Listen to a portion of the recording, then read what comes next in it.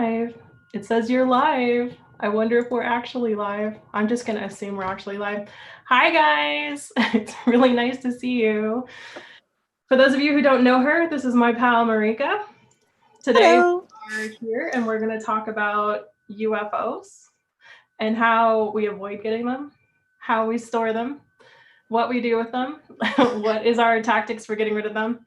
And because this is my first personal video that I'm doing of COVID, I thought that I would also mix it up and ask Marika a bunch of weird and strange questions in between with my patented 20 questions tag. So I will hit her with those as we go.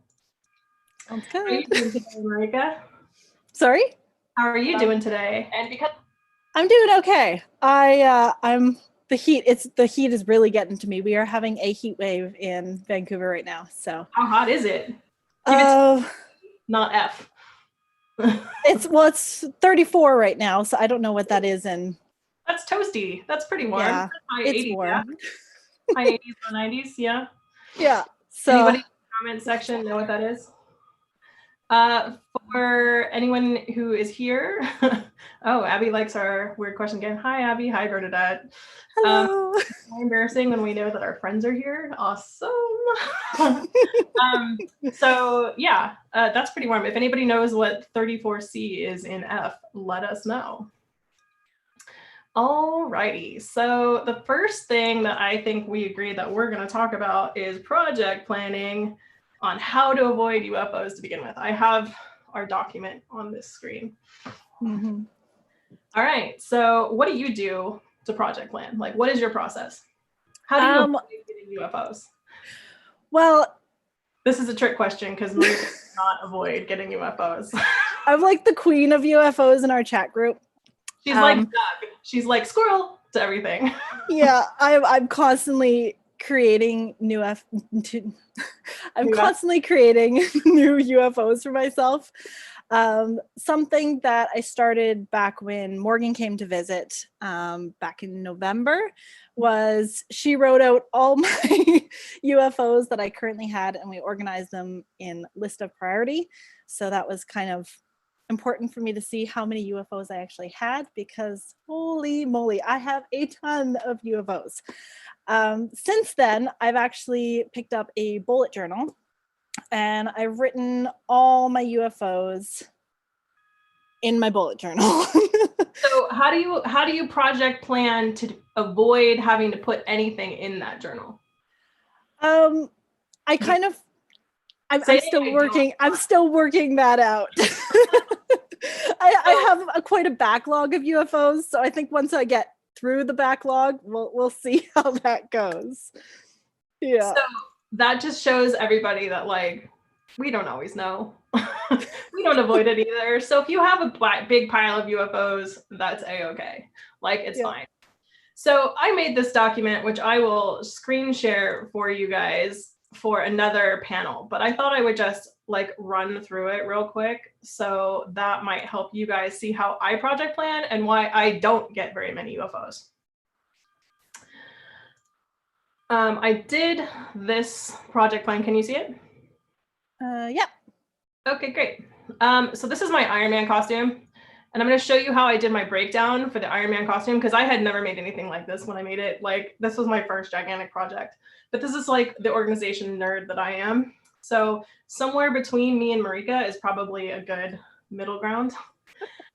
All right, so just a real quick run through of this. The first thing that I do is I make a master list of every single thing that I'm going to need to wear. Like, if there's a hair clip goes on there. If there's boots, the boots go on there. If there's like a bracelet, the bracelet goes on there. There's no jewelry in this outfit, so that was all good. Then I marked down what I already have, and I marked down that which I need to buy or order. So some things I'm just buying, and some things I'm buying and modifying, but I still need to order the item. And then the first thing I do is go order those items. Then I go through every single item that is left. So all of these guys right here, and some of this. And I break that down further. And you can go even further than this, and I do at some point in this, where I write down all the steps. because I am highly goal oriented and I really enjoy crossing something off a list. Like that gives me like, so on here, I also have like, hey, you need to order your fabric. So do that first, right? If you bold and red these things you have to order, you won't go, oh crap, I forgot to order it. And now I have to wait 5 days for it to get here before you start working on it. So I write down like every single thing. And if I have to, like here, I had to go deeper because this thing definitely was, had a whole bunch of steps. So I did that. I also mark when I have a new skill so I can spread those out because learning new skill on top of new skill on top of new skill is the fastest way to get yourself a UFO. Because if you don't know what you're doing and you're trying to do new stuff constantly and every step of the way, you're just going to be like, when it fails and put it down. If you spread those out a little bit, that helps. It really does. Because you can figure it out, be stuck. If you guys watch my vlogs, I'm stuck all the time, right?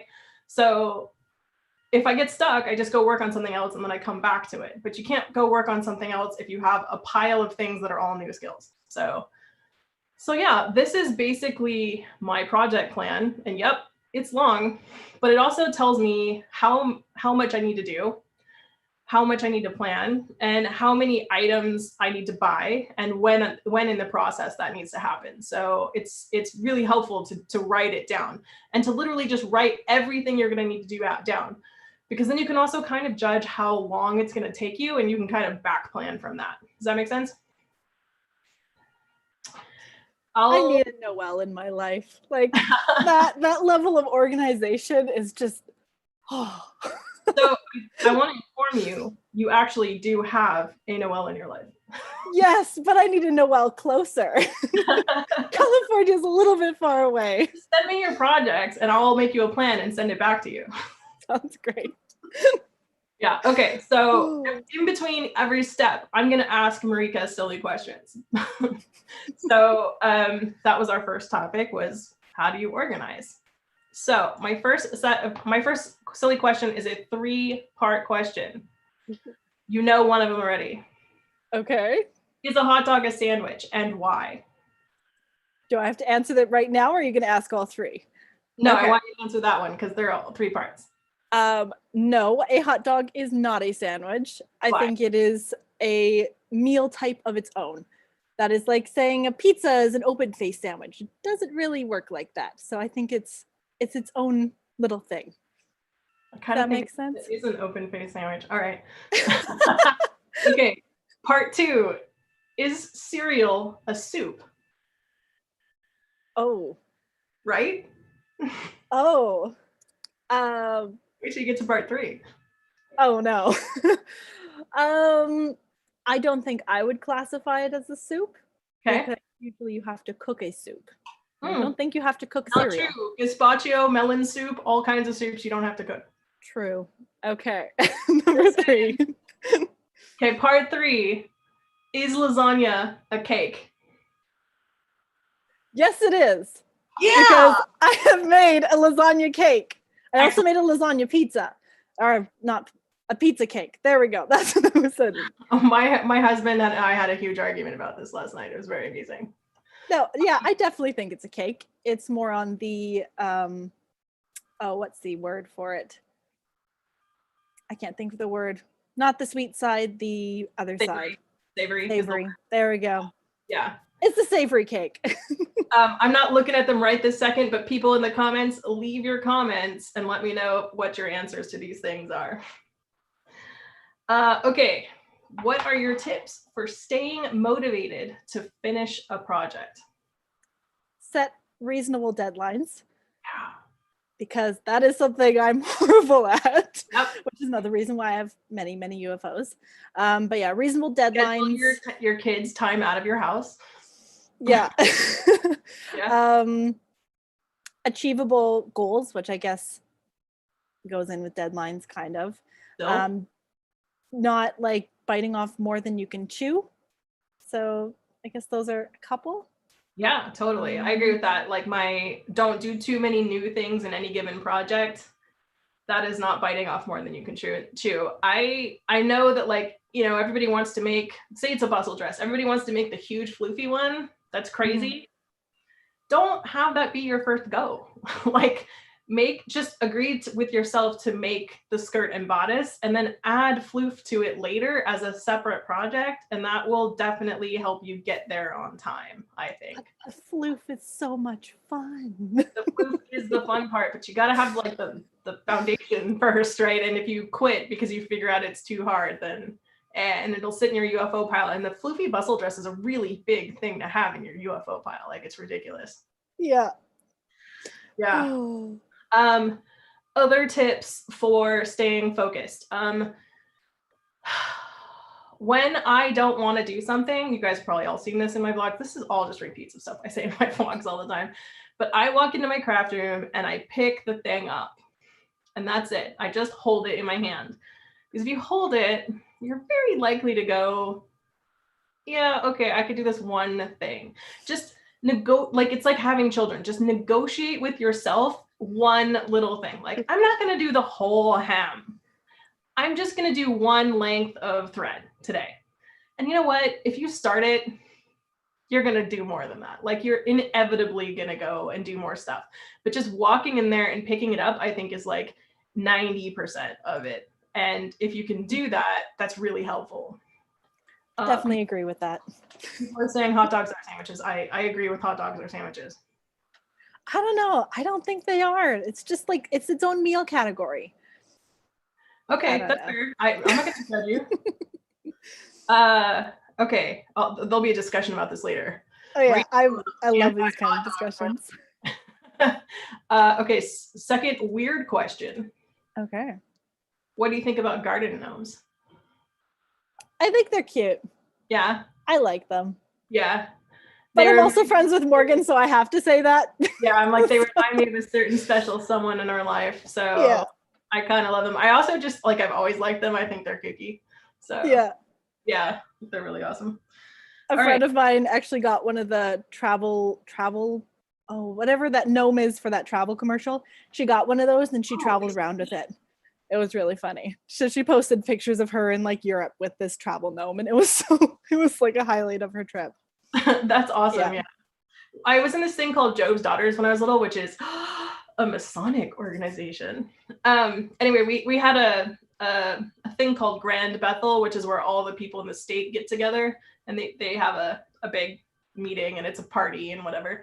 But anyway, someone stole someone else's giant 3-foot Gumby and then took it all over the world, but didn't tell her, and she was panicking about it, and sent picture postcards back to her of the Gumby, like on a burrow in Mexico and at the Great Wall in China and stuff, and didn't tell her like who had it. And she was just like, she was freaking out, and they had it for the entire year until the next Grand Bethel. I was like, that's amazing.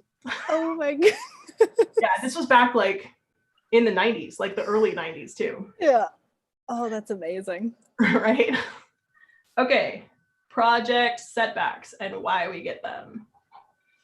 Biting off more than you can chew. Yeah, always. I think that's the big one for me. No, yours is squirrel. Come on. Okay, I have a couple of them. I love, I can be set on a project and then I can see something else on Pinterest and I'm like, I need to make that now. So yes, squirreling is my problem. Yeah. I am the Dory of our group, I think. Yeah, I have a horrible time staying on track for a project, which is part of the reason why my Française took like 3 years to make. I also had kids during that time, but you know, that was one of the big reasons is I was squirreling away onto other projects. You do finish them. You do come back around. Eventually. Yeah, it's not like they don't get done. It's just they don't get done when the rest of us think they're gonna get done. Yep. Oh, yep. My big project setbacks are when I don't know what I'm doing. And it's not like it's a new skill and I don't know what I'm doing, but when I literally don't know what I'm doing. Like when I go, I need to put trim on this, but I don't really know what trim I want yet, right? Because frequently, and I'm about to do this like next week, I start projects without the picture of the end goal in my head. And I know that freaks some people out, but sometimes I'm just going to start and I'll get there when I get there, right? So let's go. Yeah. I know this part, so let me just do this part. But that creates a UFO. So That's my biggest thing is when I'm not sure about what it is I want to do, I just stop cold and I turn and I work on something else. Yeah. So, but normally I'm a person who can I'm very interested in finishing. Like my husband calls me a 100%er. So I want to finish. I finish jobs. So, and that's like my serotonin gets dumped into my brain when I finish. So I definitely always want to. So when I get a UFO, I get really salty about it and I go put it on my board and I write in very hard and it squeaks and I'm angry and I'm like an angry badger writing. Ridiculous. Sorry, that's a great visual. Yeah, next time I'll film it for you and I'll just put it up on my YouTube channel for everybody to see and people will be like, what is this weird video? Sounds great. Oh my goodness. All right. What did you want to be when you grew up? I always wanted to be a mom. That was like that's just, I wanted to be a mom, which now I have 2 little girls and yeah, life is crazy. Did you ever want to have a career / whatever? Not when I was like little. I think when I got older, I wanted to be an actor. So I was a major theater kid. So I was, I guess, from age 7 until about 18, I was acting. Yeah, that was mostly like community theater stuff. But that's cool. Yeah. What about yourself? Is that why you have the degree you have? Is because you wanted to go into theater? Kind of. I realized that I really wouldn't make a living as an actor with my height. People with that are 6 feet tall rarely book gigs unless it's like on Game of Thrones. Right. So it was at that point that I kind of discovered like that historical sewing was a thing. And that's when I kind of took a side street into sewing instead of acting. But yeah. That's cool. I had a series of de-escalatingly unrealistic things I wanted to be. So I started out, I absolutely wanted to be He-Man. That's amazing. Because he had to come over from his cartoon and save her all the time. So I was like, no, I want He-Man. Yeah. So that obviously didn't work out. So then I moved on to wanting to be an astronaut. And then I realized I'm a land dweller. Like, I actually actively dislike scuba diving because I'm not on land, it's not even land, it's a surface dweller because I really like being on boats, but I don't like being under, and I don't like being in planes. And I think both things are control issues. Like I don't have complete control over what's going on. I don't have complete control when I'm on the surface either, let's all be honest. But both in a plane and underwater, it's not like I get scared, I actually get physically angry. And I've actually like ripped the what is that, tray table off of a plane before. Oh my God. I'm so mad because we're just sitting in the tarmac, not doing anything. And I didn't realize that I was just holding onto it and it like popped off. And my husband was like, you might want to tone it down a little bit, Noelle. And I was like, oh, okay. I'm so sorry. They were like, whatever, it's fine. Oh my goodness. So astronaut was not for me, obviously. Then I wanted to be a marine biologist, but I realized that I am allergic to fish. Like I'm allergic to shellfish violently. Even if I touch them, I get hives and potentially my throat will close. So none of that. That is horrible. And then I wanted to work on the International Court Justice, the ICJ of the UN. And that's why I have a politics degree. That's nice. That's awesome. Now I'm a web producer who does YouTube. But it's nice to know politics, I guess. It's actually really useful. It surprisingly comes up at work a lot. So yeah, it's everyone's like, Noelle hulked out. He-Man. Yeah, that's awesome. So Kathleen says she wanted to be a mom too. Yeah. Yeah, it's fun. I wish I was young enough at that time to have had Xena as a role model because that would have been way better than He-Man. I've more watched Hercules than Xena. You haven't? I watched the Hercules more than Xena. Yeah. So they're both really good. I watched both of them. They were on back to back, so we watched them back to back. In my college, time with a bunch of people. Like there's probably 20 people that showed up at this apartment, and we'd all sit around and watch Xena and He-Man, or Xena. I think I was about 7 when I was watching those. Nice. All right, here's something you're really good at, so you're going to talk to this. Okay. How do you organize your UFOs? Both physically and emotionally. Well, physically, I put them in a big box underneath my bed until they're good to come out and play.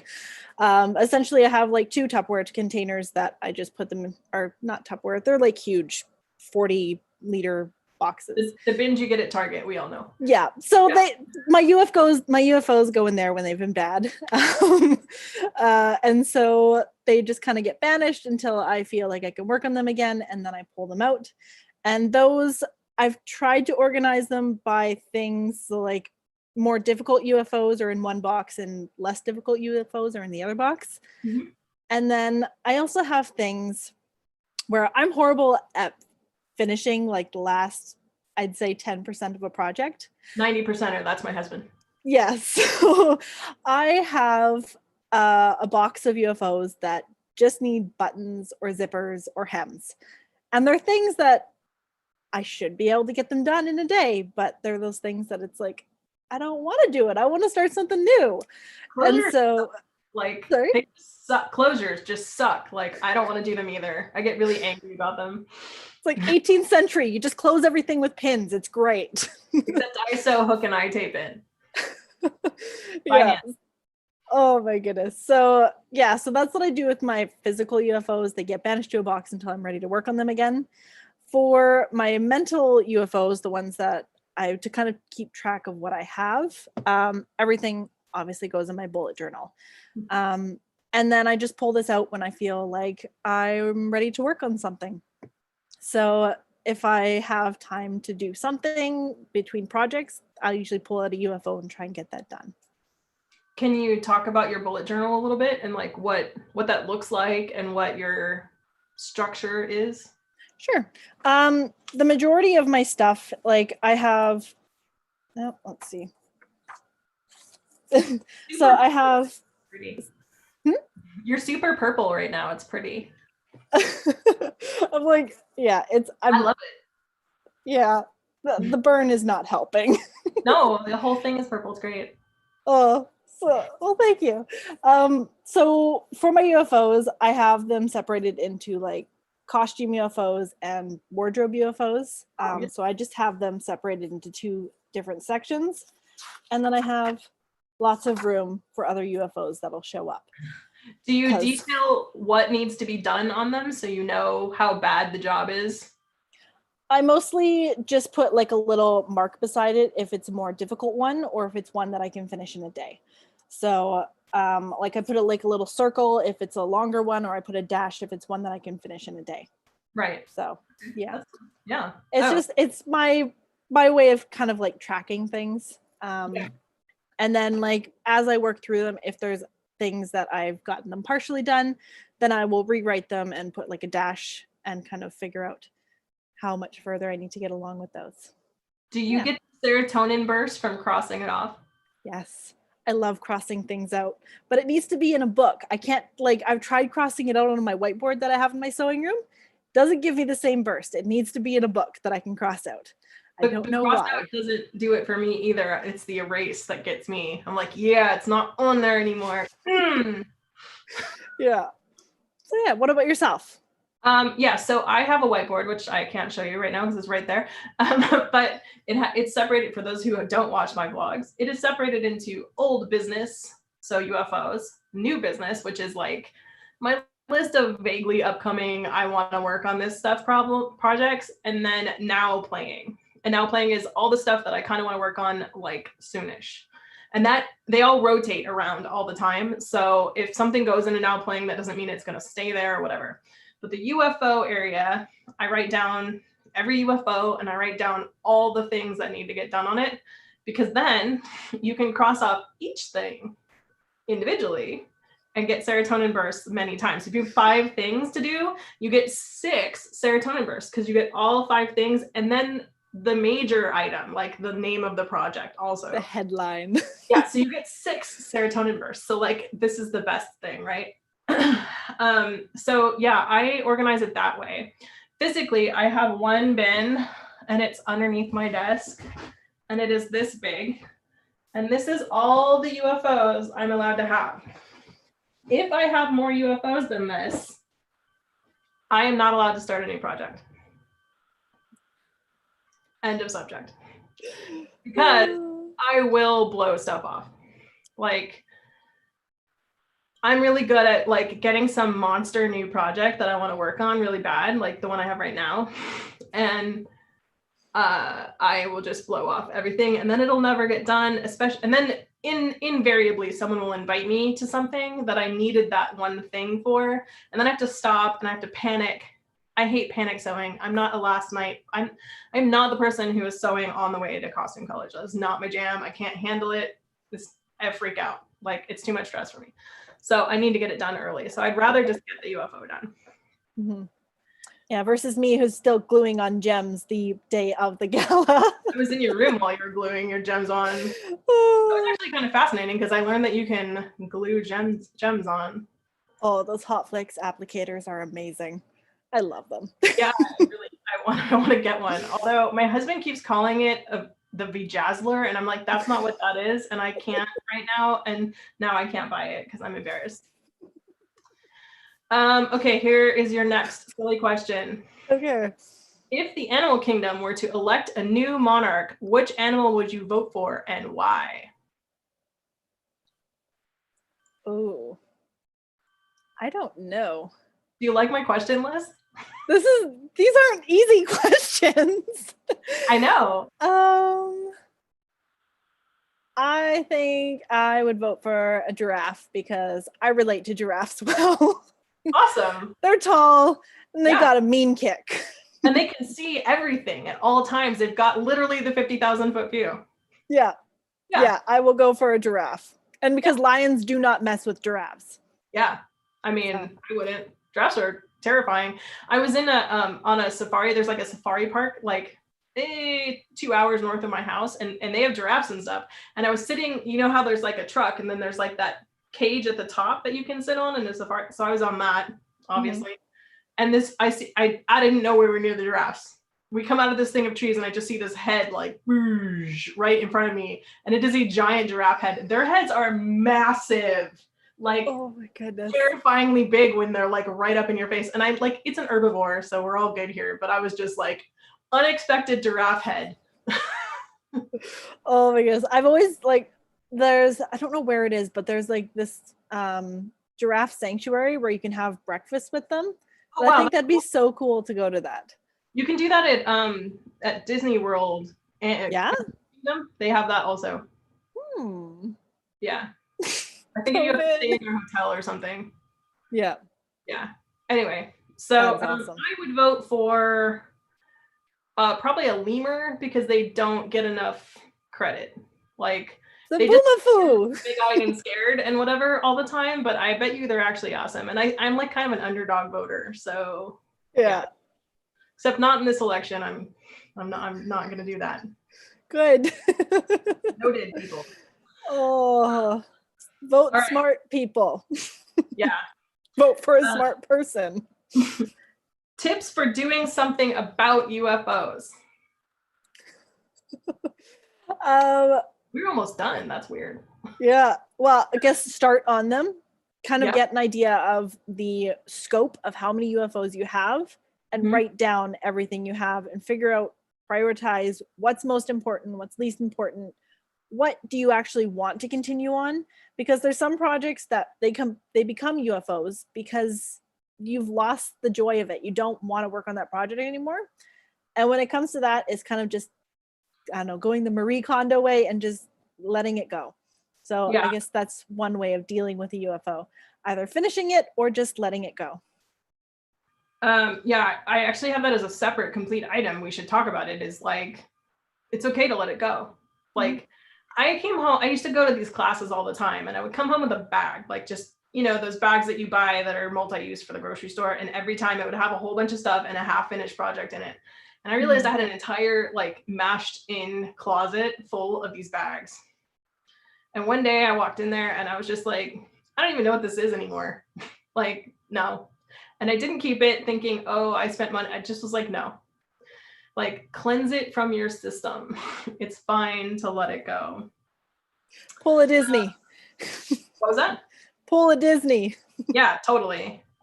All right, so mine are obviously the just pick it up thing. Definitely make a list. I think you had just do it for 15 minutes, which is very similar to just pick it up. Just agree with yourself. I'm just going to work on this for 15 minutes. That's a very helpful thing. And I'm also, another tip that I have is I'm super rewards based person. So like I'm a person who gets motivated by a badge or something. Speaking of badges, I do have a badge for you guys. So I have one UFO on the list right now. Actually, I have two. I didn't put the other one on there. I just found it. But if I want to start a new thing, I need to finish a UFO first. Like that is a highly motivating thing for me, because then I will go pick the easiest and fastest, which is always just put the stupid closure on, but it's on the list. I'm like, okay, if I just put this closure on, I can go work on that big thing I want to work on, right? So I do a rewards-based system all the time. It's like, it's all a mind game, right? Like everything about UFOs is a mind game. Yeah. Yeah, no, there's been definitely times where I've had UFOs that have just been sitting and they've been staring at me for a while, because I do have like one box that's in my sewing table that I keep 2 or 3 projects in that are small. And it's just like, if I need something and I don't want to work on my main project I'm working on, I will sometimes pull that out. And it's usually just sewing on a closure or putting in a zipper. So things like that, if it's like distraction from a main project, it can actually be helpful to sometimes have a UFO. Doesn't mean I'm recommending you keep them, but yeah, just sometimes having them is helpful. yeah, So. yeah. They're a really good palette cleanser sometimes. And sometimes while you're sitting there hemming that hem that you've been avoiding for 2 years, my blue dress, then you have the brainstorm about the thing you were working on too, the other thing that you stopped, right? So that's what I do also, is if I get stuck, all right, I got to go work on a UFO because I'm stuck. So I go work on that. And then and then usually what happens is I get unstuck while I'm working on that. I had an entire series of videos where I was like, I can't figure out what trim I want on this stupid dress. And it took me working on a bunch of other things to realize, oh, I understand what I want. Yeah, let's do that. Yeah. So that's definitely a tactic. Yeah. All right. If you could learn any one skill in the world without trying, like Matrix style, what would you pick? Can learning a new language be that skill? Absolutely. You can learn anything you want. If I could just have like any language appear in my brain, that would be amazing. I would love that, because I always have this fear of getting stuck somewhere and not being able to speak the language. And so I would love to just be able to magically be able to speak all the languages. That'd be amazing. Or flying. Or flying. Yeah. I think I would actually I would try to learn all the languages too. Like I would suck if you could only learn one, but if I could learn all the languages, I would totally do that, because that would make traveling so much easier. So much easier, and I travel all the time. So I think that's useful. What is something that I'm horrible at? I think like just small time thing. I would learn how to do embroidery really well, as I suck at embroidery. Like I'm really bad at it. I love embroidery. It's so pretty. It is so beautiful, and I am awful at it. Like every time I try to do it, I'm just like, oh, this is not my skill set. But yeah, I would learn languages. I might learn to fly. Yeah, fly a plane. Or just fly in general. Oh yeah, we're going Fantastical then for sure. Yeah. Yeah, I would learn how to effectively rob bank. No, I wouldn't. I'm just kidding. No, it's all the fabric stores with all the silk. There you go. Yeah. Who needs to rob a bank? Sorry, guys. Robbing all the fabric stores is awesome. Okay, what are your current UFO projects? ones that I have on my table, I will list those because I think we would be here for like at least 2 hours if I listed all of them. You have like a ton of time left. Yeah, I don't want to take up that much time with my UFOs. Ones that I have on my table are currently 2 summer dresses, which I'm actually working on for a video. I have a summer top from a Simplicity pattern and a pair of shorts from a Simplicity pattern that I actually started on last year before Coco because I wanted to wear them to Coco. Didn't happen. They just need the buttons, but yeah. Trying to think what else. I have placemats that are waiting to be made. Placemats. Yeah. That's an unstarted project. That's not a UFO. I cut them out. Oh, see, yeah. There was your problem. You shouldn't have cut them out. Like, yeah. I cut them out because I was like, I need to do something. It's like smelling coffee when you're tasting wines or whatever, that palate cleanser. But yeah, I cut them out and they've just languished in my pile now for 2 years. Yeah, I should approach those again. Yeah. I have 2. I have a robe française, which is massive. Like I put my arms out and that's how wide the hoops are. It's like, it's ridiculous. It's stupid big. But is it like court gown then? Yeah. Nice. I didn't know that when I made it. I just was like, I want to make a Marie Antoinette dress. And I had another friend whose name is also Noelle. And I actually met her at costume college too. She's awesome. Anyway, I went over to her house, which was in Utah. Like I flew to Utah to hang out with her. And we're like, yeah, we can make her française in a week and some stays. And we did. Like it was amazing. But it's not trimmed and it hasn't been. And this thing happened like 8 years ago. So this is a long standing thing. I just don't really know what I want to do. And also I need to learn how to do fly fringe, which means I need to beg Christine to teach me how to make fly fringe because she is the master of making that stuff. I did take her fly fringe class at costume college and it was really good. And I don't remember any part of it. So maybe we could all beg Christine to put a video out. Oh, hey, there's an idea. Christine, if you're watching this. Because I desperately want to learn fly fringe as well. She's not watching this. She's sick, I'm sure. Oh, so I also have an 18th century hat that I started at costume college. And it's one of those ones that has like a big brim and then it has like a giant poof on top of it. I don't know what they're called. If anybody knows what they're called, comment section. They're usually the ones on top of the hedgehog hair? Yeah. Is it those ones? Yeah. Okay, I know which one you're talking about. And really all I have to do is like sew the material onto the hat and then decorate it. That's it. And I just found that. Like I didn't know that wasn't finished until fairly recently. Yeah, sorry. Abby's texting me something about this. So I'm like, what are you doing?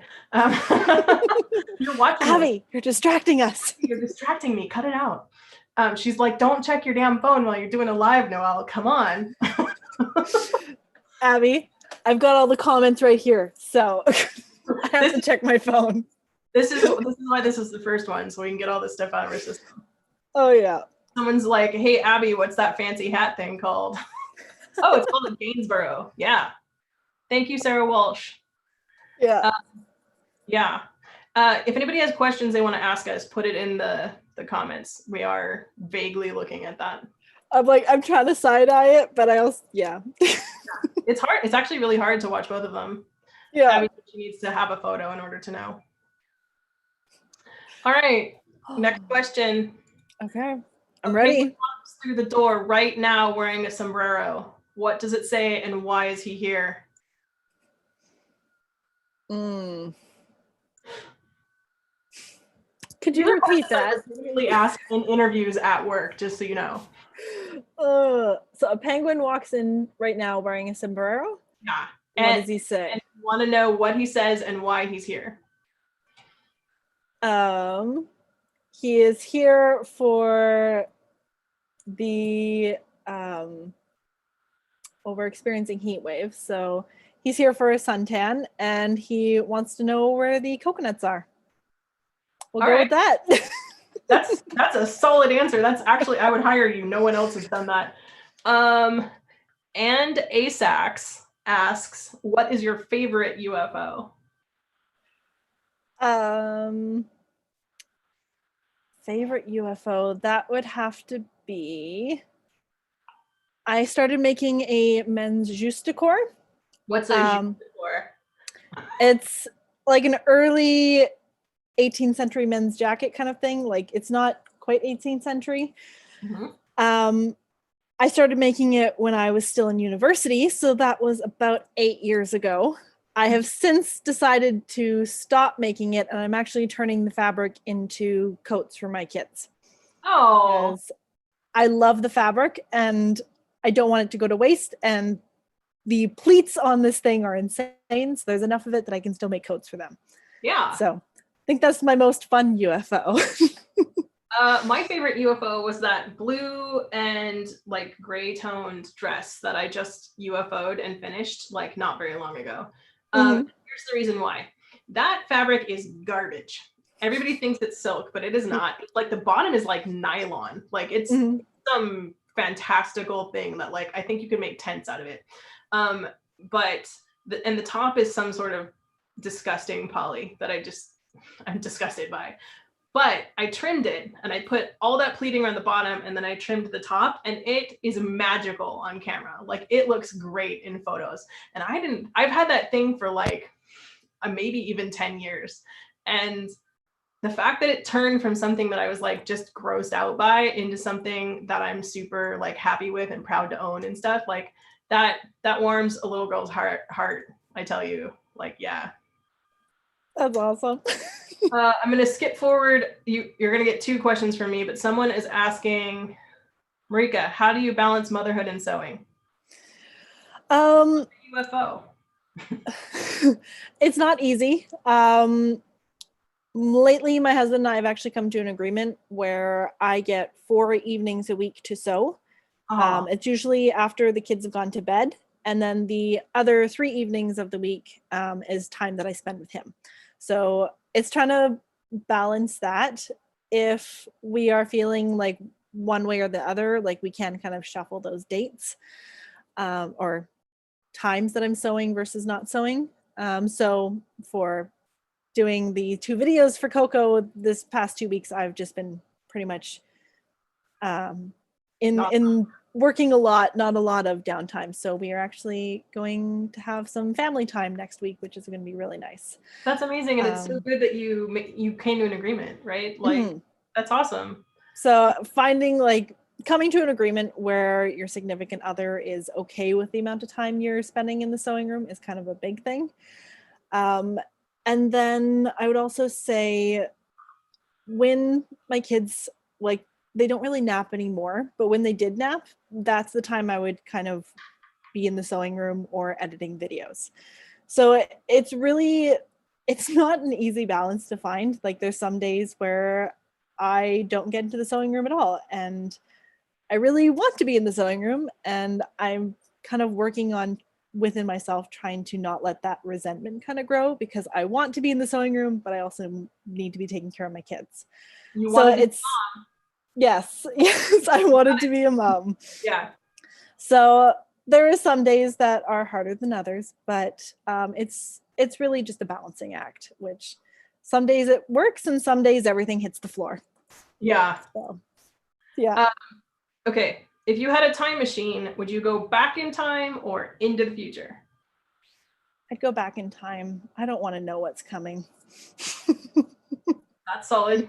Where did you go? What year? Turn back time. I don't know what year I'd go. I like years that have toilet paper and antibiotics. Yes. If I could bring modern necessities with me. Nope. Terminator. No. Go naked. Well, now I'm going way back to the garden because going naked is appropriate then. Right, because going to the garden. Actually, that's kind of the best answer. Yeah, no, if we're showing up naked, I'm going all the way back. Yeah. All right. I mean, obviously, I go 1887. solid year. And that's my jam, right? I would be like, bustle dress, bustle dress, bustle dress, bustle dress. But you're showing up naked, so you don't have any resources to buy said bustle dresses. I don't need to buy them. I just want to look at them. I can't take them back anyway because you come back naked too, right? So, who came up with these rules? Well, this is not my rules. This is like James Cameron's rules. Like, I don't make this. I prefer Doctor Who rules where you can just travel. Okay. All right, that's fair. Yeah. Doctor Who. Where would you go, Doctor Who rules? Anywhere as long as Tennant was there. Same. Solid. Yeah. Okay. Ever the Curious says, oh no, I just lost it. But it was basically like, how do you balance work and costuming? I guess that's for me because I'm the one that works. So I currently don't work. So for me, it's actually a trifecta because I have to manage work, costuming, and YouTube, right? Like that's another thing that people don't really think about when they talk to us about costuming is we're not just costuming. Like we also, YouTube takes up a huge amount of that time, right? Like it's occasionally more than the costuming, depending on what it is. So my rule is that I give myself breaks. Like, so there are days of the week that I don't sew or YouTube. I just give myself a couple days off, and I don't try to make sure that I'm sewing 7 days a week because that will just burn you out super fast. I also believe in compassionate deadlines. So sometimes I don't get it finished in time. I also believe that like costumes are works in progress, and like you should, because we all believe in a really good environmental outlook on costuming, right? That you should wear your costume more than one time and you do not need a new thing for every event. And the way to make that happen really well is to agree with yourself that you're just going to make the base and wear that to your event. And then the next time you take that costume out, you're going to add some frills, right? Or a little bit more oomph in your butt or whatever it is that you're going to work on. And then the next time you take it out, you're going to take it up another notch, and you're going to cover that parasol to go with it, or get some really pretty gloves or whatever that is. So you can make your costume last even longer by not trying to get it completely done the first time you go out. So that leads you to a very compassionate way of dealing with yourself when you're sewing and trying to balance work. I just don't ever set myself horrible expectations. I just won't do it. Like if someone says you need to be at a ball next week, can you get a dress done? I'm just going to be like, no, but I can buy one. So, yeah. And if you can't do it that way, that's cool. I would just literally just say no, like I can't possibly do that. I'm not about to break myself. Like I said, I cannot stress sew. It's like, it is the fastest way for me to make massive mistakes that will cost me money and time. And I don't want to do that. That's not my, that makes it not fun. Like there's no point, right? Another side to that is when a sponsor says, hey, can you do something like this, but I need it in 2 weeks. Yeah. I'm like, that's like a month and a half project. So no. Yeah. It's legitimately learning how to say no and being okay with that. Like you have to put your own life mask on for oxygen mask, whatever that thing is, put your mask on first, right? Like always put your mask on first and make sure you're taking care of yourself and the things that are important to you. I also make sure that my work knows that my costuming is kind of a priority to me, as is traveling and all my other hobbies, right? So this is also not the only hobby I have. So they know it's a priority to me. So while I work my butt off while I'm at work, but when I have a scheduled event, I don't care what's blowing up at work. Someone else can deal with it. Like I worked really hard costuming to get to go to that event. This is not negotiable, but I have a very privileged way, like ability to be like, if I get laid off over that, it's not the end of the world for me, right? And so there are so many people that are not in that privileged position, and I fully recognize that. Okay. This is great for you. If you were arrested with no explanation, what would your friends and family assume you had done?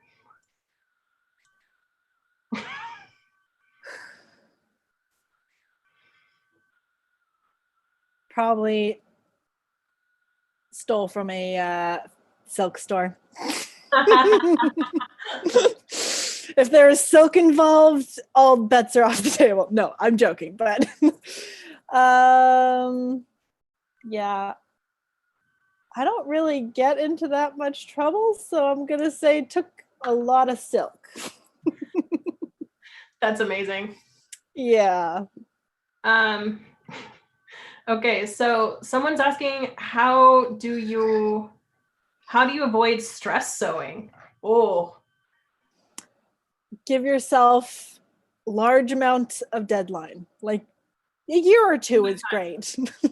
yeah, and don't procrastinate that time. Like literally go in, pick the thing up, or do the 15 minutes 5 days a week, so that you can't push it off until it is stress. Like a lot of people like to, like I am a mad procrastinator. So I will try and procrastinate until I do feel stressed, because I actually work better under stress. Mm-hmm. I don't want to be last minute sewing, but I work better when I'm under stress to some extent. And so I do it deliberately. So I have to consciously know myself and know that I do that, and just nip it in the bud and try to get stuff done early. And the thing is, there's always some stuff that goes wrong at the last minute. So you're going to have that on top of your stress sewing.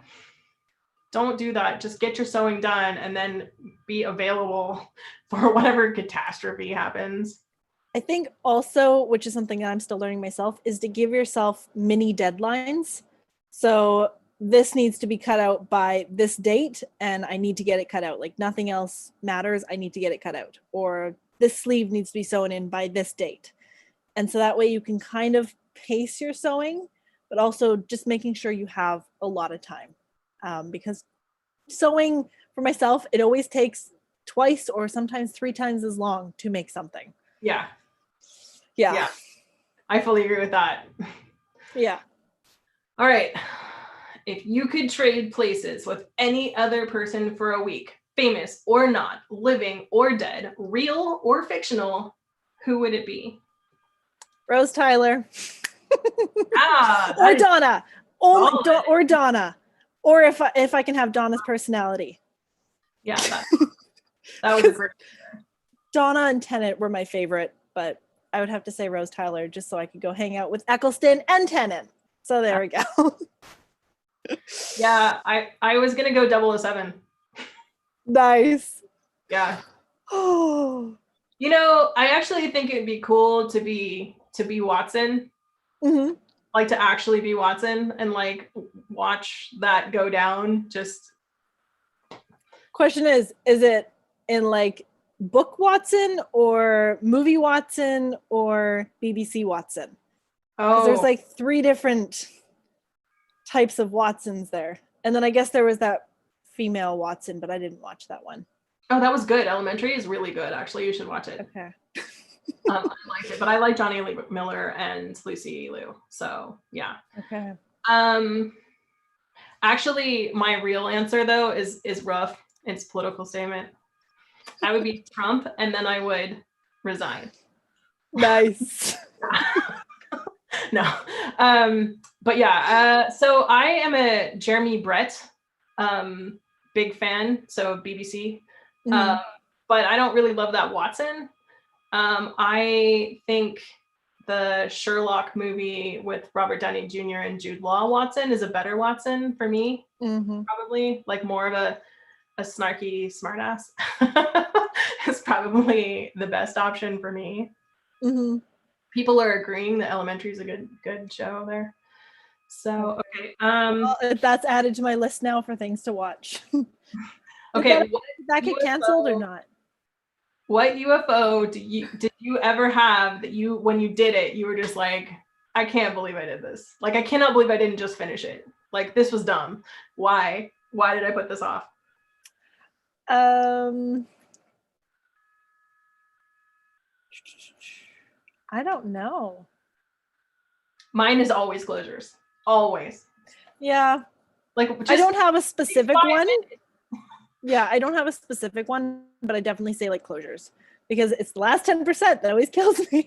It's not even really the last 10%. It's like the last 1%. It takes you 10 minutes to sew on a closure. It's not really that big of a deal. True. But we're all so avoiding Bernadette's in there just going safety pins for the win, which yes.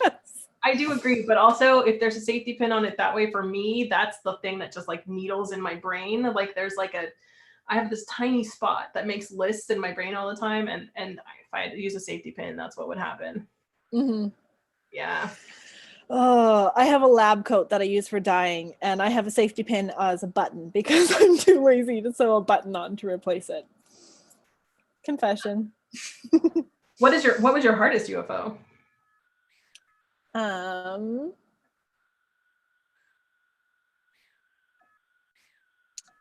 I would say it was a polyester cheap satin thing that I was trying to, yeah, it was okay. It's always the thing that you know you shouldn't be doing anyway. There was a gown from the 1940s, not 1940s, 1840s that I wanted to make. It's a brown gown. I don't know where it's from, but I saw it, I think it was about 4 or 5 years ago on Pinterest. I happened to find fabric that was the exact same shade, but it was a polyester satin costumey fabric that I'm like, it's the same shade and it's like $2 a meter. I can make it. Mm-hmm. It's still not done. Why don't you just let it go? Because part of me wants to try and redeem that fabric because it's so bad that I'm like, this is plastic fabric, but I have to be able to fix this because it's plastic fabric and I can't just let it go because I don't want it to go to waste, I guess. Yeah, don't put it in the landfill for sure, yeah. Yeah, so I do have like a commentary that's real quick on that, is like, we talk a lot about natural fibers and how good they are and how they're better for the planet and all that kind of stuff.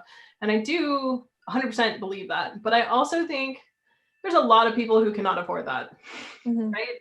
And if it's a matter of you can't get to it, you can't afford it, whatever, and you still want a costume, then I am 100% behind using whatever fabric you need to do to get the job done. Like just get her done is always my thing. So I will never shame you for polyester fabric. Like, we all have it. I have some silk, silk poly blend, and I am gonna make a bustle dress out of it. I'd rather you use it and not have it be in a landfill. Like, wear it, line it in something that will absorb your sweat and let you breathe. But I mean, I'm never gonna shame someone over it. And I just want to say that publicly, because like, I talk about my natural fibers all the time because that's what I like to wear, because I get really hot. That's the only, I mean, it's ethically better and it's better for the planet. But honestly, the real reason is because I get hot and natural fibers just breathe better. So that's why I'm kind of like snobby for myself about it, but I am not snobby for anybody else. Like, I'm the same way. I would prefer people used ethical fabric, but no, back then at that time, I really didn't have a costuming budget. Like, I really don't have a costuming budget now, but essentially I had like $50 or maybe $100 for the year. That was my costuming budget. And so I found the fabric, it was like $16 so I could make this dress. It's still not done, but I had to choose, well, do I want to buy a fabric that's I can only get one project a year, or do I want to buy a fabric where I can buy several projects for the year? Yeah. So, and also it's gotta do. And honestly, I would rather see you in whatever you're wearing and hug you and tell you how beautiful it is than not see you because you were scared to wear polyester because that's the fabric you could afford. Any day. I just want to hug you and have a good time, and who cares, right? Like, that's what I have 100%. To say. Yeah. All right. If you ran away and joined the circus, what would your performance be? I want to say contortionist, but I'm not flexible. I'm like the unflexible contortionist. All right. It's like a sideshow. I don't know. I'll go with one of the horse trainers. That's totally my answer too. Like, I want to be the chief that rides the horse in the cool outfit. Yeah. Oh, that's awesome. Yeah. No. Well, I grew up with horses. Like, we had 3 horses growing up. And so I love horses. I did too. They're like a comfort for me. I also like in my heart want to say lion tamer because I have so many cats and stuff, but I also really hate that. Like, I don't like the hear me on a soapbox again, like to the animals in the circus. Like, that's not my jam. I feel like they should be out on the savannah. So, but inherently, like in my little heart, I would be the lion tamer. Maybe I should just be the ringmaster because I'm the one that's the ringmaster all the time anyway. Oh my goodness. Only if you have like a bustle dressed ringmaster outfit. Yeah. I would 100% have that. I just had a question here. What Sailor Scout would you be? Oh, I was when I did my sailors, I was Sailor Neptune. So I did a Space Girl Sailor Moon costume with a bunch of my friends at Dragon Con. It was super fun. Those boots were horribly uncomfortable, and we all have agreed to never wear that costume again. We like literally wore it once. And it's so cute too. We did so much work on it, but yeah, so I guess Neptune. But honestly, I watched Sailor Moon for like the first season to figure out what this thing was about. I was about to cosplay because that we did it based off art, not having anything to do with Sailor Moon. And then I was like, oh, I actually really like this show, but I didn't watch all the rest of it. I really need to. I have watched the first 3 seasons, and Sailor Moon was actually one of my first cosplays. It was like a crushed velour cosplay. It was not great, but it was a lot of fun. So Sailor Moon would have to be my scout. Also, I had the biggest crush on Tuxedo Mask. So. Oh yeah. Well, I like the cat, so I was. Yeah. All right. What is your dream project? I'm actually working on it right now, and it is my 1895 Worth gown that I'm working on. So It is a red velvet delicious dessert. I can call it that. It's all like red silk velvet. Actually picked up the velvet when I was at costume college last year. So I'm working on that right now. I'm teaching myself needle lace for that. And I have actually a new video for that needle lace project coming out on Saturday. Ooh. So sneak peek. Yeah, that would definitely one of my dream projects. I have several. Like I would love to make the Worth Oakleaf gown. That's something that's always been on my list. Kathy made that one. So you can help you out. I saw Kathy's rendition of it, and that's why I'm like, hey, I can make it too. Yeah. I think that was even before I met her, so that's awesome. That's awesome. And then you guys could wear it together and take pictures, and it would be amazing. It would be so much fun. And then I have always wanted to make an array of historical Beauty and the Beast costumes. So I'm just going to leave that there because I'm still working through that. Cool. So yeah. What about yourself? So part of me is like, I don't really have a dream costume because every time I have one, I just go make it. Right. I can show you my phone. It's this gown. Yes. That is so pretty. The red one or the teal one? The red one. I guess silly question. What is her name? MK Beauty. Hang on, yeah. MK Beauty M Hill has actually made this dress, and she did it so perfectly. Like so perfectly. And I'm just in awe. I'm like, when I do mine, I'm gonna talk to you because I want to know how to do some of these things. And she's really awesome. So she's definitely gonna hand me some tips here. But yeah, that's it. I mean, honestly, I just make the things I want to make, right? So that's the thing, right? You have the skill. Even when I wasn't like as proficient as I am now. I mean, I don't even think of myself as proficient because I mess up all the time.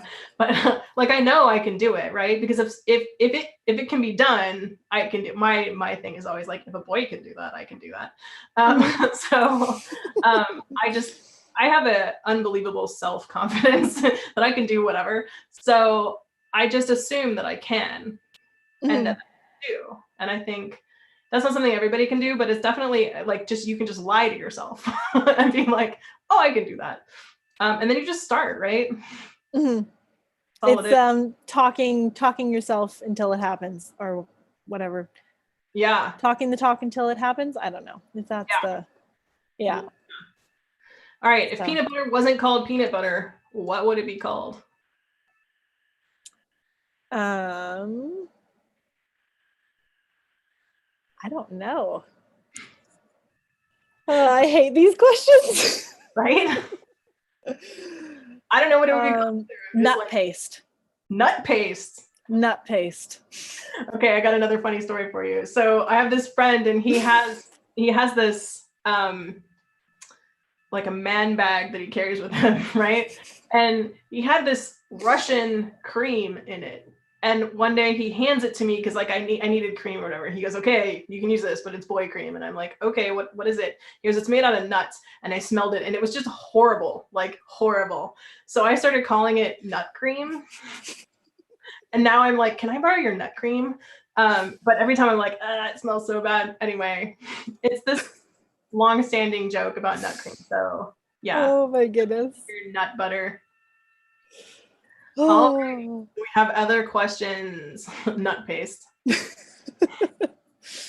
Nut squish. Peanut juice. Nut goop. Oh, favorite fabric to bathe your life in if cost and availability were not an option? I think you mean an inhibitor. What is your favorite fabric?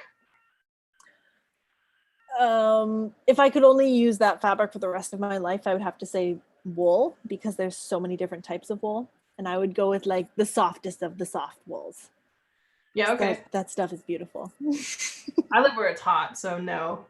I mean, I already do. Silk taffeta. Mm-hmm. Like, I was talking to Constance about that. I'm like, if I could have silk taffeta underwear, I would do it. Because then you go, you walked everywhere. It would be super fun.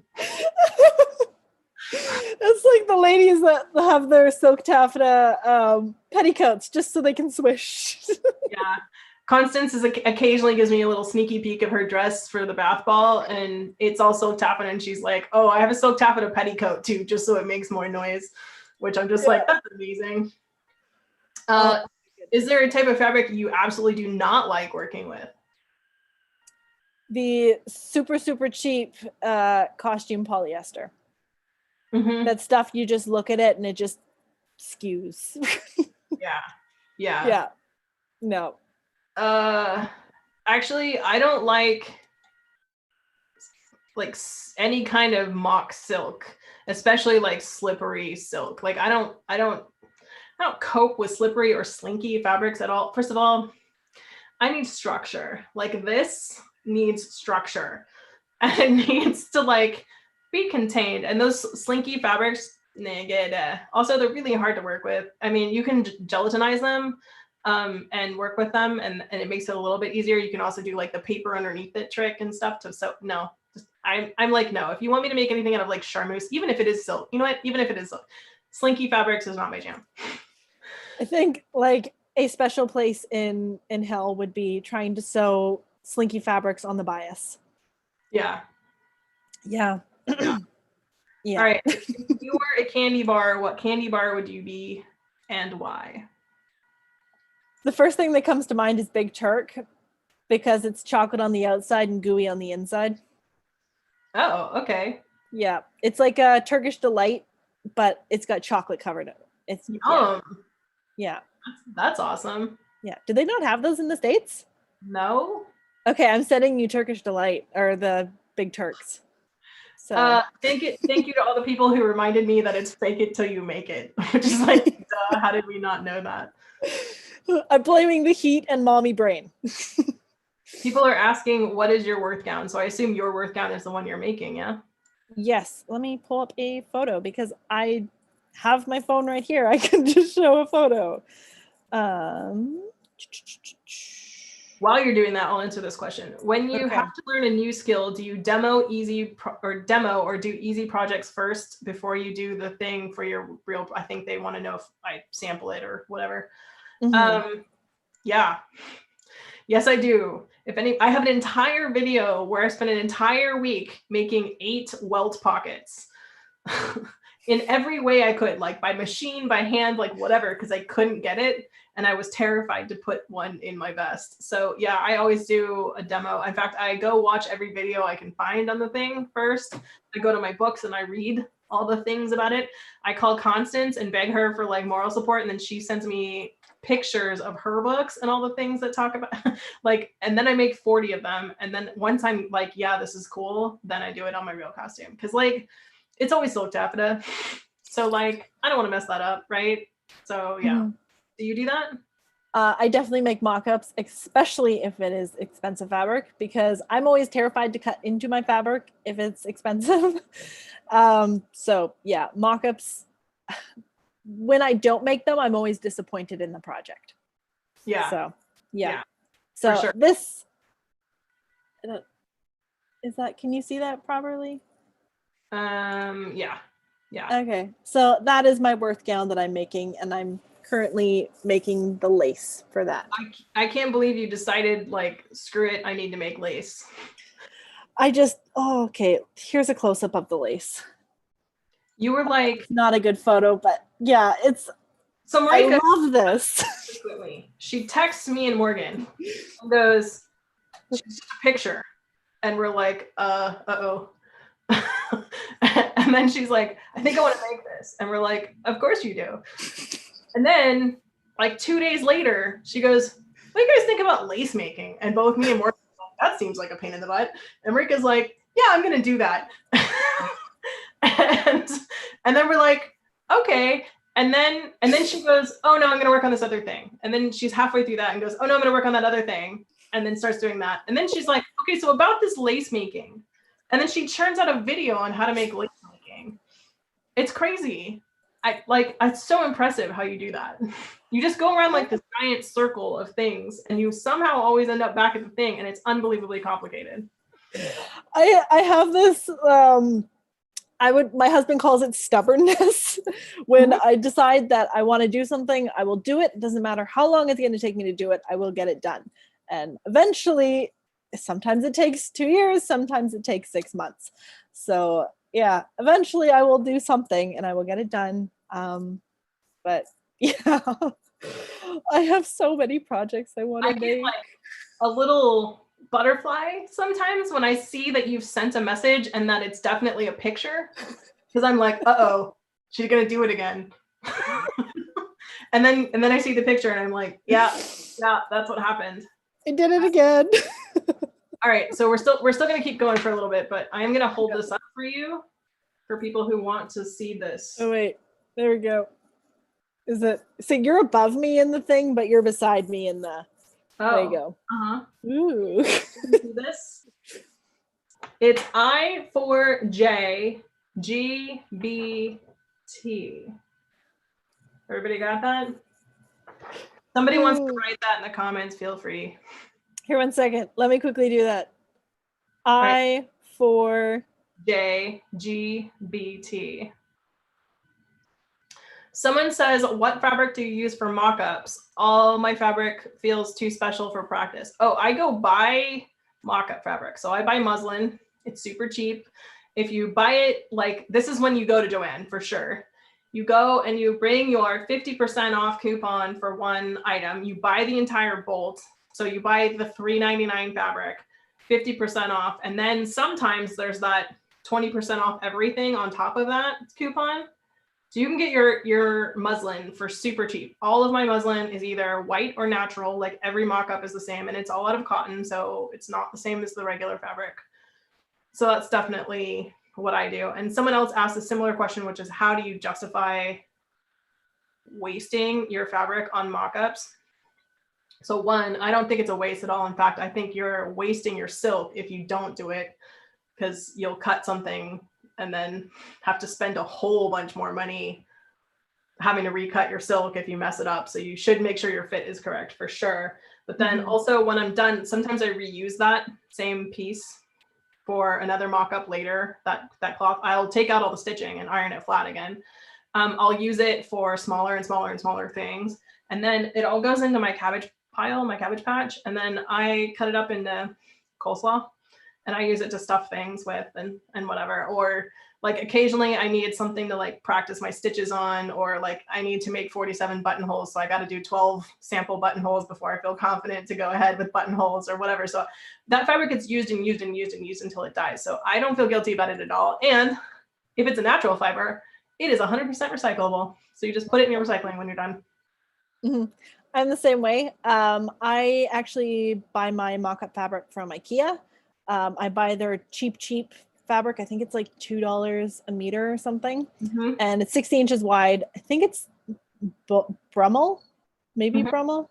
Anyways, that's the one I buy for my mock-ups. Or I get the cheapest stuff from the discount area. That's usually Christmas print from my local fabric stores. Yeah. So I try and get things that have no stretch in them, because when they have stretch, that unless you're working with a project that has stretch in it, it just doesn't mix well. Yeah, no stretching. Celtic Goddess, hey, what's up, girl? You said, where do you get your badge? Look at your program. There's a whole thing about the ribbon game in there. So that's where you find out about that. So someone is asking, oh yeah, yes, you can put natural fibers into recycling. Do check your local recycling, blah, blah, blah for that. How do you deal with size changes, weight fluctuations if you set a project aside for a long time? Does hemming turn into resizing? That's an excellent question. Have you ever changed sizes? Oh yeah, you did, right? Because you had a kid. I did. The first pair of stays for my Roble Francais project, I made a pair of stays. And then a month after I started that, I got pregnant with my first. And I no longer fit those stays. So those are something that I'm going to approach again in the future, possibly a future video in resizing stays, because I still have the extra fabric from it. But they don't fit me because when you have kids, your hips get bigger. They like the hips actually shift, the bones shift. So yeah, fun times. For when I was in theater, we used to cut projects with an inch seam allowance on side seams, and then we'd serge the edges. If it's a fabric where pins or marks will show up from sewing it, then we didn't usually do that unless we were able to cover up the pin with like trim or something. But otherwise, for those types of projects, if we knew we were going to be having to resize it, we would cut it with extra seam allowance. And then usually you could get about 2 to 4 sizes just from that one project. So things like that, cutting seam allowance extra where it fits kind of is good. Another project, I've been looking into a lot of 18th century maternity stuff. So I'm not pregnant, but 2 years ago or 3, I'm not pregnant. A couple years ago, I kind of started looking into 18th century maternity because obviously they didn't get a whole new wardrobe when they were pregnant. And so all of their clothing is made with things that they can loosen or tighten them because it's all ties or pins. It's not button closures. So kind of adding those things into your wardrobe works. And then also if you are changing sizes, it's all tied up. So you don't really have to worry about sizing like that. What do you have to say? So, okay, I'm fairly consistent on my size. I've only gone up one time, and most of the time, like I just actually lost 25 pounds over the last like year. But my waist measurement is the same. Like, I don't know where it's leaving from, but it's not around my waist. So cool, because that's what like almost all my measurements that matter are my waist and my bust. And my bust got slightly smaller, which is actually good because it makes Iron Man super like way easier to put on. Because I used to be really full in that. And my friend Mia would always button me up because she has the longest and slenderest fingers to get in. There's 47 buttons on that thing. And so she would be like, can you just get smaller boots? And so I did. But I did go up in one size one time while I was in the middle of like, I put something down and I came back to it. And what I did actually was I made it a feature. I widened this, I took out the side seam completely. And then I just stitched like a 1-inch stripe of a completely different color fabric in there on both sides and made it like a feature racing stripes down the side Like you can do some creative stuff if you need to, like just add in an inch and make that inch trim. Like awesome, right? Like that's it. You can not make a big deal out of it. The only person who knows that it was the wrong size or doesn't fit you anymore or you changed or whatever it is, because taking in is easy, right? But letting out is harder, is make it a feature. And then people just think you're super creative because you have a new stripe here and you have a new stripe here, and that's awesome, right? Or one that goes down your arm or under your arm or whatever. But like people think that's kind of cool. Like when they see, like they're like, oh, how creative. They don't know that you did it because your arm got bigger. Like and they don't need to know. That was my original plan. Yep. If you tell me that was your original plan, I'm gonna be like, aces. Good job. Yeah. No, my teachers always said, make it a design feature. If it was a mistake, don't let anyone know. Just say it was a design feature. No one knows anything about your plan except you. Yeah. Or unless you tell all your friends. Unless you tell all your friends, which I totally do. But, you know. Yeah. What is your favorite decoration or trim for gowns or hats? Feathers. I love feathers. Yeah. Solid. It's like feathers and sparkles. Yeah. Those are my two things. So I like feathers with sparkly buckles on top. Oh yes. Yeah. I like ribbon a lot. Like that blue dress. Literally, I just put ribbon around the neck and then down the front and then around the cuffs. It changed the entire look of the top, right? Like just a slender little ribbon or two can change everything, right? And the great thing about ribbon is if you put it on and like in 2 years, you're like, just take that red off and put another ribbon on there, right? Like you can it's really easy just to replace it, right? If you want to change up the look on your costume and get another wear out of your costume. And half the time people will have no idea that you're wearing the same thing, frankly, because you've like, if you change the trim, people get like baffled by that and they think it's an entirely new thing. It's fantastic. Speaking of costumes like that, if you are wanting inspiration for like how to change up a costume, check out Lauren from American Duchess. She did a huge thing on her Robola Turk. It's like a Francais that she changed over like several years of going to Coco. And what she did with it is absolutely fabulous. So like if you're looking for inspiration on how to change up a costume, definitely look up those or that. Yeah. What is your favorite flavor?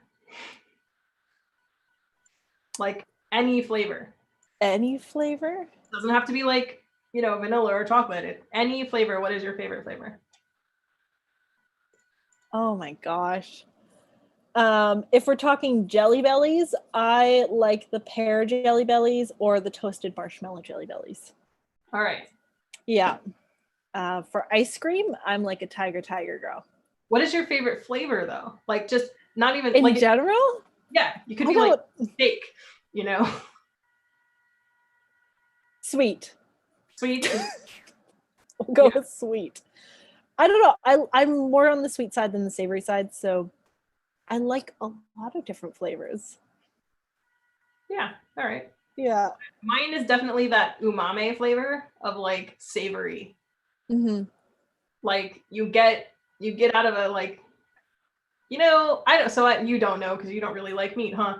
I randomly I eat vegetarian one meal a day, but I only eat 2 meals a day, so that's half of my food. But and sometimes I do it all day because that's just what we're eating that day. So during COVID here, I spent 5 days just eating vegetarian, sort of accidentally. I just didn't even realize it. But on day 5, I was like, girl needs a hamburger, like bad. And I don't really like hamburgers. Like I don't like American food normally, but I was like, I need a burger and I need it now. I was like dreaming about burgers and like juicy. And I ate that burger. I went to In-N-Out like a boss. Oh man. Oh, that was so good. It was like literally the best hamburger I've ever had in my life. Yeah. Oh my goodness. All right. Do you ever have UFOs only because you're scared to do the top stitches, buttons, or trim? More so if it's expensive trim. How do you deal with the fear? Oh, that's a good question. Why don't you go first then? Because I'm going to think about this. Yes, I have had. So I've had UFOs because I'm afraid buttonholes.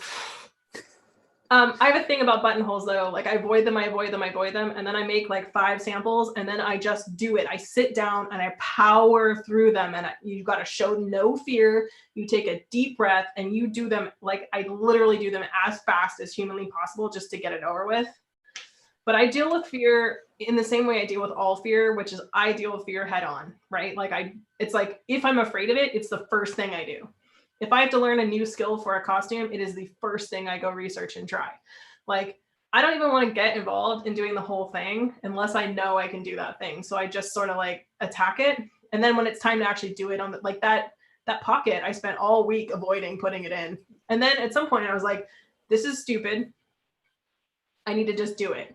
So I just shut up and I do it. And I do it as fast as humanly possible just to get it over with, which is bad because that probably means I'm more sloppy. But yeah, I also, I really in my deepest heart of hearts know that, you know, there's flaws in every costume we make, right? Every single one.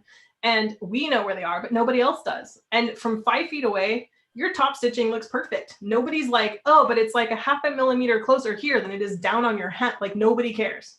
Literally, everybody's just happy to see you. They are more worried about their own issues that they have on their own costume, and also where to get a cocktail. Like they don't care about your top stitching, honestly. So it's only you. Like I always say, it's just in your head. So I get over the fear by realizing, like coming outside of my own person and going, dude, it's just in your head, cut it out. And just doing it. So if you need to hear my voice telling you, dude, just do the thing. It's in your head, cut it out, just go get it done. Then replay this at yourself because that might help. Noelle's voice is great for doing that. I hear that like once a week at least. But you actually hear my voice because I get a voicemail and I'm like, Marika, just do the thing. Yeah, it's like just stop, just do it. I am a major procrastinator when it comes to things that I'm kind of scared about. I'm like, oh, I will try and do everything but that thing. But when it comes to like finishing something, one thing my teachers always said was, did you see it? Did you see it? And if you can't see what like your mistake was when you're waving something back and forth, no one else is going to notice it. There's a 5-foot rule and a 20-foot rule, right? If someone can see it from 5 feet away, then think about it. If it's 20 feet away and someone can't see it, don't worry, you know, like it's fine, right? It depends on how close you're going to be to people too, right? So, I mean, but the 5-foot rule, if you can't see it from 5 feet away, it doesn't matter at all. That's as close as people are really going to get to you. And if they're getting closer than you, they love you enough to not worry about your top stitching. And if they're going to say something about it, you can cut those people out of your life because those are toxic people and you don't need those people in your life. Yeah, for sure. Yeah. All right. If you had a choice between 2 superpowers, being invisible or flying, which one would you choose? Flying. Yeah. Flying all the way. I've always wanted to fly. That's been like one of my things since I was a kid is I've always wanted to be able to fly. So obviously mine is going to be the other one because I am a surface dweller, right? So yeah, I guess maybe I'd choose flying because maybe as long as I was in control, it would be fine. And if I was flying, it would be fine. And then I could get places faster. So yeah. All right. Fly over the border. This person who is Marie, I just started getting into this hobby. Do you have any advice for beginners starting out? I'm so glad you asked me this question, Marie. I have a video on my channel called 35 Tips for Beginner Costumers. Go watch it. It's amazing. Watch it. That is literally all my advice. It is, and it's not just my advice. I actually asked a ton of people to give me what their input is on it, and they added to that list. So definitely go watch that video. But yes, I do have advice for you. And my actually most advice that I'm going to just give you here is just do the thing. Like it's in your head. Stop thinking about it. Just get there and do it. If you're not going to know how or what to do until you just try. So just try, like go. You have anything to add to make yourself less scared? Do a mock-up. Yeah. Mock-ups are great for getting your fears out, for cutting, for anything. Because then it takes the pressure off of like, oh no, what if I mess this up? Well, it's a mock-up, so it's okay if something goes wrong. And then you have better resources for next time you go around. Yeah, that's absolutely true. And do as many mock-ups as you need. The other thing is like, nobody knows what you're working on unless you're dumb enough to have a YouTube channel in which you tell everybody what you're working on.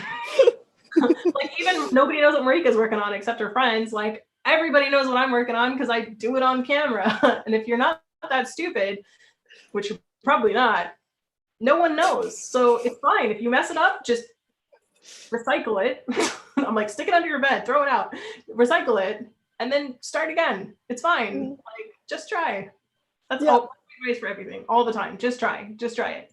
Because people sit there looking at stuff for a really long time going, I don't know. How can I do this? What can I start? What's the thing? It looks so complicated. Just try. Like if that person you're looking at can, like, if I can do this, you can do this, right? Like, yeah, that's it. Mhm. What was the That's last, good. what? No, nothing.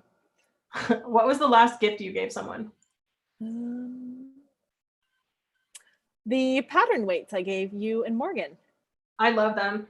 Also, this. Someone asked me the other day where you got this. Can you talk about that? This is if you don't know, it's a double-sided seam ripper, and this thing is like Darth Maul's freaking weapon of doom. It is the sharpest and most lethal seam ripper I've ever had in my life, and it is amazing. Oh my goodness. So that seam ripper I got from someone on the island. I've talked to them about the island being Vancouver Island. Yes, Vancouver Island. Sorry. So I talked to them about possibly making some for me that I can sell to people on my channel, but they're just doing it for a hobby. They don't want to kind of get into that business side of thing. I did post on my Facebook that account for Enchanted Rose Costumes that there is a Canadian maker that does make these. I haven't ordered anything from them, so I don't know their quality, but you can get them. I think it's Facebook Artisans or something. If you check on my Facebook account, it should pop up there for Enchanted Rose Costumes. Cool. So, yeah. All right. Jordan? Yeah. When working with a pattern, how do you find the right size if your measurements don't fit the proportions given? Do you pick the closest and just wing it, adding in fabric till it fits? I have a gut. Well, I think it depends. Like the standard patterns, they don't fit really anyone. It's a standardized pattern from the 1940s, and it's just a number. So it's a kind of baseline to go off of. If you are having to do like 3 different sizes, or like the smallest size for chest and largest size for hips, or vice versa, you can grade the patterns so it gets to that size. Or what you can do is just take the pattern and put it on yourself, the size that fits you, and then add in fabric where you need to. So that comes into fabric manipulation or pattern manipulation. Go ahead. Alternately, you can go the other way too. You can just make the bigger size and then pinch, turn it inside out, put it on, and pinch out all the places in the seams to make the other parts of you that are smaller, and then do the grade. Yeah, I guess that would make more sense doing it that way. No, they actually both work. Like, yeah, you can do either, and it just depends on how your brain works, right? I can look at a pattern. So like if I have I am a weirdly standard size. Like things sort of fit me, which I don't understand, except big 4 patterns are weird. I use all of the like subversive small pattern companies.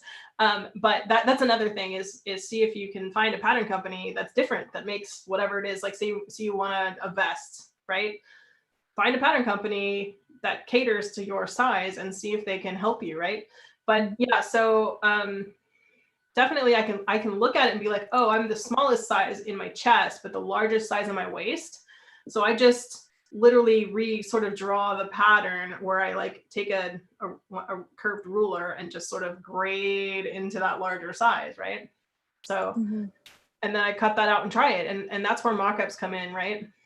Do all the mock-ups. I think I did 5 or 6 mock-ups on the walkaway dress that I posted on my channel back in March already, I think that was March. It was right when COVID started happening, or at least on this side of the country. So yeah, mock-ups are your friend. Definitely. And any patterns you make or any pattern changes you make, do a mock-up before you cut it out, because I've had times where I've changed a pattern and then I didn't do a mock-up and just went straight to the fabric, and there was something that was lost in translation. So definitely lots of mock-ups are your friend, especially if you are altering patterns. So yeah. Gammy H asked, I'm sewing an 894 chemise by hand. Should I backstitch or running backstitch? All right, so here's how you know what stitch to use. If it's a seam that does not get a lot of stretch or pulling or whatever, it's a lot of wear on it, you just can do a running backstitch. If it's a seam that gets a lot of wear, like maybe your armpit area or whatever, I would backstitch that. For like down the sides of a chemise, a running backstitch is fine. Like honestly, around the collar, I don't know. I like a backstitch though. So it's how much you're gonna wear it. Also, like when we're talking about doing backstitching for strength, we're also talking about someone who's gonna wear that chemise every day under every single condition and wash it in between, right? mm-hmm. We don't wear our costumes enough to freak out too much about the stitches like between those two, right? Like I would definitely do a running backstitch over a running stitch, but I think a backstitch is probably overkill. What do you think? I think, I don't know, like usually for the most of my seams, I am not hand sewing. Yeah. But yeah, I'm not the best to ask for hand sewing questions. I like a sewing machine. Usually if it's hand sewing it, it's the finishing, which is usually whip stitches or just running stitches. So yeah. Ariana says, what are these stitches? That is when you look up stuff on YouTube, Ariana. Always, if you have questions about what something is, write that thing down and then go look at YouTube, because there's definitely a video on how to do whatever that thing is or explaining it to you. So that's a good piece of general advice. Google the terminology. Yeah, people DM me questions like that sometimes, and I'm just like, Google is your friend. Yep. Marika, any advice for someone starting their own dream worth gown? Hopefully your advice is the same as my advice, which I was not asked, you were asked. Have fun with it. Yeah. Don't stress about, just because you are making a worth gown, I say that in quotations, it is still your gown. Yeah. It is still your gown. Yes, worth may have inspired the gown that you want to make or have created the gown that you want to make, but it is still your gown, and no one can judge you for it because it is your gown, it is your art, it is your craft. So yeah, have fun with it. My unsolicited advice is just do the thing. Like stop thinking about it. Just go get it. Go get it done. Yeah. And if you want to be crazy enough to make lace, just DM me, because I got also, just go do it. Yeah. Like, yeah. That's like the best advice for anything, is just do the things. Are patterns of fashion books easy for beginners? Are they worth the money? Okay, those are two separate questions and they have different answers. So I have maybe a different answer than you have, but my answer to that is yes, they are worth it. For beginners, they are important, but they might freak you out, because when you're a very beginner at sewing, you probably don't want to also work on pattern drafting. That's like a skill you work up to, right? It's much easier to start sewing if you use a pattern that is already made for you, right? You're learning two new skills at the exact same time. Pick one. New skills at the same time, right? I have been sewing for, what did I figure out the other day? 34 years. And I just started making patterns out of those grid books. Someone like Bernadette actually did them at the same time. So it is completely possible to do that. But it's much easier if you make a few things that are made out of patterns, so you learn how to read patterns. Because if you start with patterns of fashion, they also don't give you construction instructions that are like detailed, right? You're going to get general stuff, but they assume a certain level of knowledge. Are they worth the money?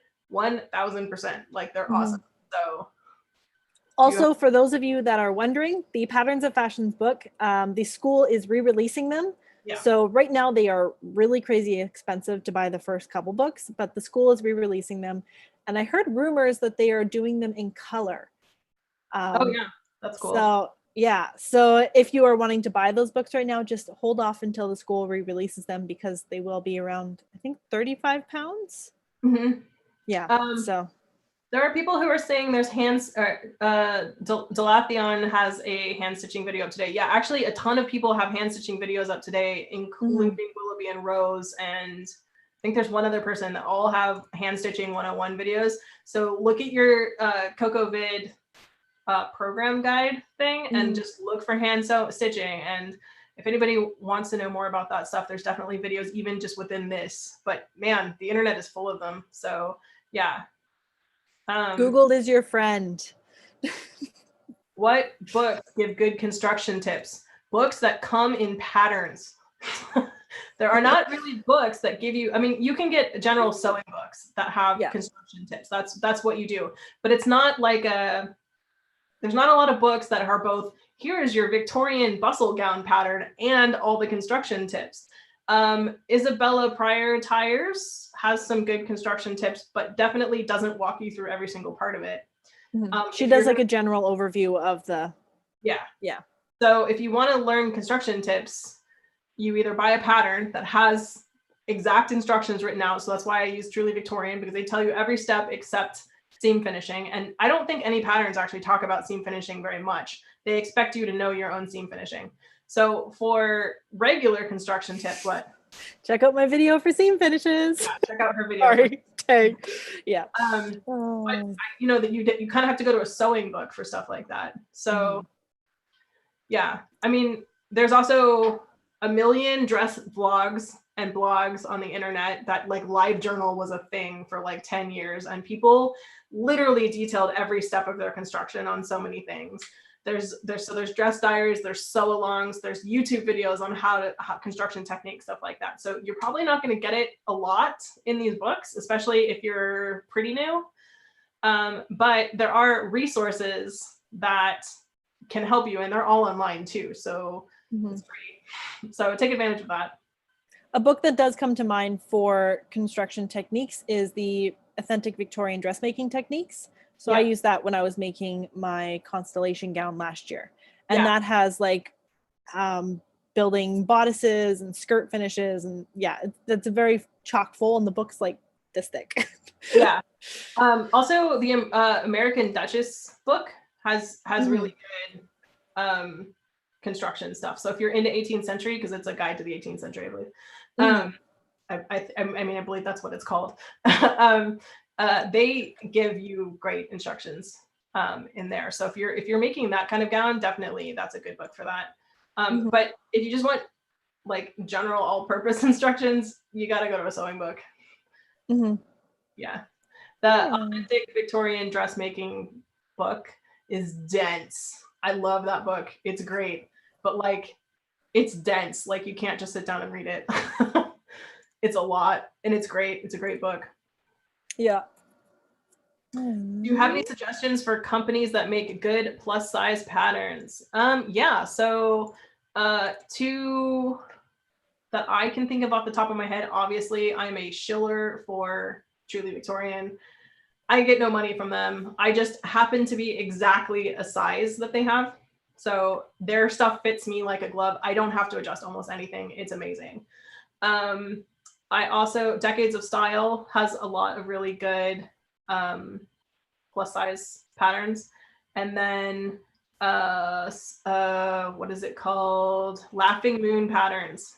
Laughing Moon Patterns are amazing, and their instructions are just top notch. Chef kiss. The best instructions. It's like a book that you get, and they go through every single part of it. So definitely, I love Laughing Moon Patterns. And yeah, you?